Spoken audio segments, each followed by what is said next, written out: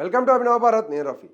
America అధ్యక్షుడు Donald Trump తర్వాత ఇప్పుడు చైనా కూడా భారత్ పాకిస్తాన్ మధ్య శాంతి స్థాపన క్రెడిట్ను తన ఖాతాలో వేసుకునే ప్రయత్నం చేస్తుంది. ఈ ఏడాది ఆరంభంలో ఇరు దేశాల మధ్య తలెత్తిన ఉద్రిక్తతలను అంటే ఆపరేషన్ సింధూర్ తగ్గించడంలో తాము మధ్యవర్తిత్వం వహించామని చైనా విదేశాంగ మంత్రి వాంగ్ యూ సంచలన వ్యాఖ్యలు చేశారు. బీజింగ్లో జరిగిన అంతర్జాతీయ సంబంధాల సదస్సులో ఆయన మాట్లాడుతూ మయన్మార్, ఇరాన్ అణు సమస్యలతో పాటు భారత్ పాక్ ఉద్రిక్తతలను కూడా చైనా చొరవతోనే పరిష్కరించామని పేర్కొన్నారు. మేము నిష్పక్షపాతంగా వ్యవహరించి సమస్యల మూలాలను అడ్రస్ చేశాం అని వాంగ్ యూ చెప్పుకొచ్చారు. అయితే భారత్ మాత్రం మూడో పక్షం జోక్యాన్ని ఎప్పుడూ వ్యతిరేకిస్తూనే ఉంది. మే 7న ప్రారంభమైన సైనిక ఘర్షణలు మే 10 ఇరు దేశాల director general of military operations DGMO మధ్య జరిగిన ఫోన్ చర్చల ద్వారానే సద్దుమణియాయని న్యూఢిల్లీ ఇప్పటికే స్పష్టం చేసింది.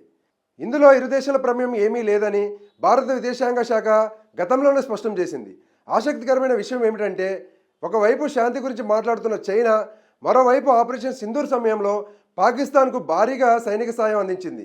పాక్ ఆయుధాల్లో 81% చైనా నుంచే వెళ్తున్నాయి. శత్రువులను దెబ్బకొట్టేందుకు పాక్ను ఒక ఆయుధంగా చైనా వాడుతుందని భారత ఆర్మీ అధికారులు విమర్శించారు. మరోవైపు భారత్తో సంబంధాలు మెరుగుపడుతున్నాయని వాంగ్ యూ వ్యాఖ్యానించారు.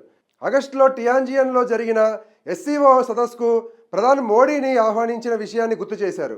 అలాగే అమెరికా సుంకాల యుద్ధం ప్రపంచ వాణిజ్యాన్ని దెబ్బతీస్తుందని, అయినప్పటికీ అమెరికాతో చర్చల ద్వారా ముందుకు వెళ్తామని ఆయన స్పష్టం చేశారు.